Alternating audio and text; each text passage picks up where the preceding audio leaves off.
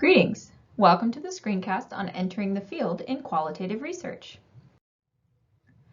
The goals for this screencast are as follows. Understand what fieldwork is in qualitative research. Recognize ethical considerations in conducting fieldwork. Differentiate between appropriate terminology for qualitative versus quantitative fieldwork.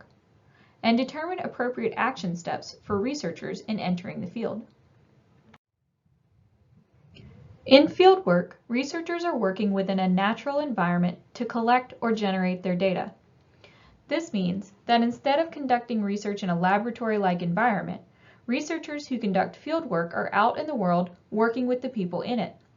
So, the field could be a school, a group of people, an organization, or a public library.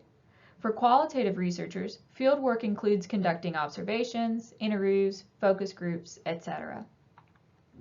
Fieldwork is how qualitative researchers generate their data. In research, you hear the term data collection.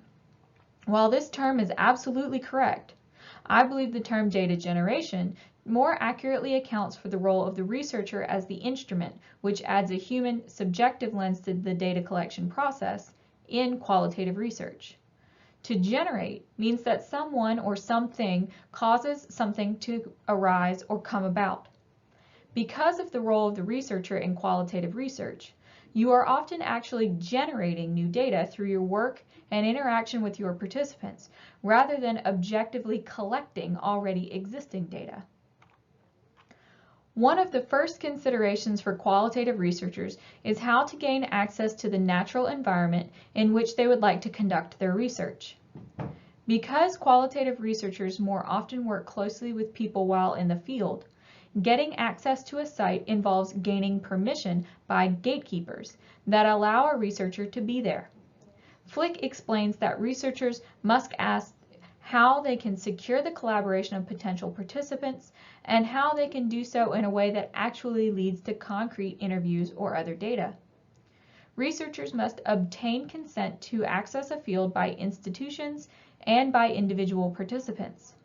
This includes applications to institutional review boards and recruitment with consent by individuals the researcher hopes will be the participants, or individuals who will give researchers access to those participants. In recruitment, researchers will generally explain the purpose of the study, research questions, and why they would like to work with that specific individual. How a researcher presents themselves in the field and to their participants will determine the successful generation of data. How a researcher presents themselves will be determined by the level of participation they plan to have while working in the field. This could range from complete participation to no participation, keeping in mind that qualitative researchers do not strive for a fly-on-the-wall role for a variety of reasons, including practicality and ethics. In qualitative research, researchers often use purposive sampling to identify a site with participants with whom they would like to work for their study. Purposive sampling is one of the several sampling methods used in qualitative research. Purposive sampling is the intentional or purposeful identification of possible participants based on characteristics or experiences the participants supposedly hold. This sampling method is opposed to methods like random sampling that one sees in quantitative research.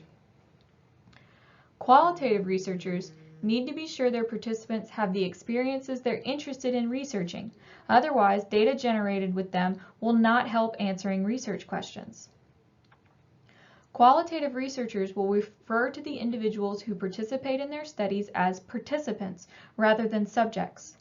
This change in terminology recognizes their more active role in a research project, their part to play in the generation of data, and that qualitative researchers often see themselves as doing research with these individuals rather than on them. Once in the field, researchers must orient themselves to being there. This first requires a researcher to determine the role they will play in their fieldwork. They must decide how involved they will be in the scene while in the field. For observations, this means they must determine their level of participation. For interviews, this means researchers must determine the type of interview they will conduct and what their behavior needs to be to reflect this. They must consider how their participants will see and respond to them while in the field, and plan to tailor their behavior accordingly. These are just a few of the considerations researchers must make upon entering the field. For observations in particular, many of the first few trips to the field will be a time when researchers will orient themselves to it. They will make more general observations and try to get a comprehensive picture of the setting as a whole. They will pay close attention to things that may seem routine and be overlooked by participants in the setting. It is important for a researcher to maintain a viewpoint of an outsider here, even if they're not actually an outsider, so they can keep an open eye to and reflect upon the everyday behaviors of actors within the setting. While an outsider view is helpful in the beginning of the study, Flick explains that the goal of a researcher is to obtain the insider's view to the phenomenon under study. This means that it's a researcher's goal to become an insider, if not in reality, then in a metaphorical way, throughout the course of the study.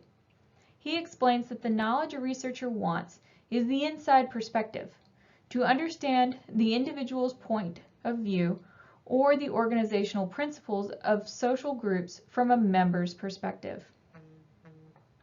At times, researchers will experience barriers to entering the field.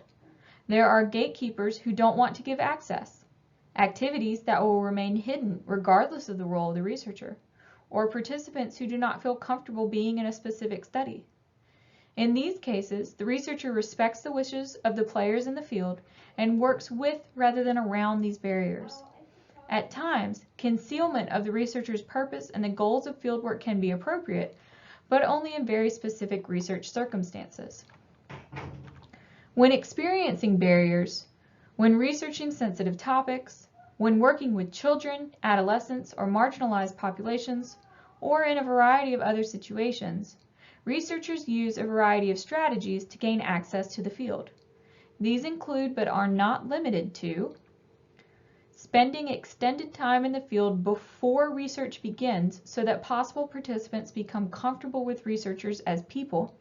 Building rapport in this way enables potential participants to learn about researchers themselves and become comfortable with their presence before deciding whether to participate in the research or not. Gaining permission from authority figures of people with power in the field, these would be those gatekeepers. These individuals can help vouch for the researchers and encourage potential participants to feel comfortable participating in a study. And snowball sampling, also called snowballing, is a process where researchers use current participants to recommend and identify future participants. Many researchers use this strategy to identify potential participants who have had the experiences the researchers are interested in studying. There are pros and cons to this method, and researchers must understand these before following this course.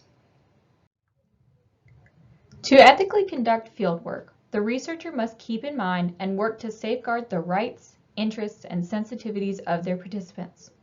You must keep your participants' interests in mind and remember you have a responsibility to them as a researcher. When there is a conflict of interest, these individuals come first. You must be clear to communicate the objectives of your research and your interests and expectations as a researcher. Deception is only appropriate in very specific research circumstances. You must also work to protect the privacy of your participants and work to keep their identities anonymous or confidential. These strictures apply to the collection of data by means of cameras, tape recorders, and other data gathering devices, as well as data collected in face-to-face interviews or in participant observation. Researchers work to never exploit their participants for personal gain and work to treat each participant in their project fairly. Finally, written reports and collected data should be made available to participants should they wish to review them. How you enter and then leave the field is one of the first considerations researchers must make. They must decide where they will go, who they will contact to gain access, how they will explain themselves in their study, and how they will follow ethical conduct while there.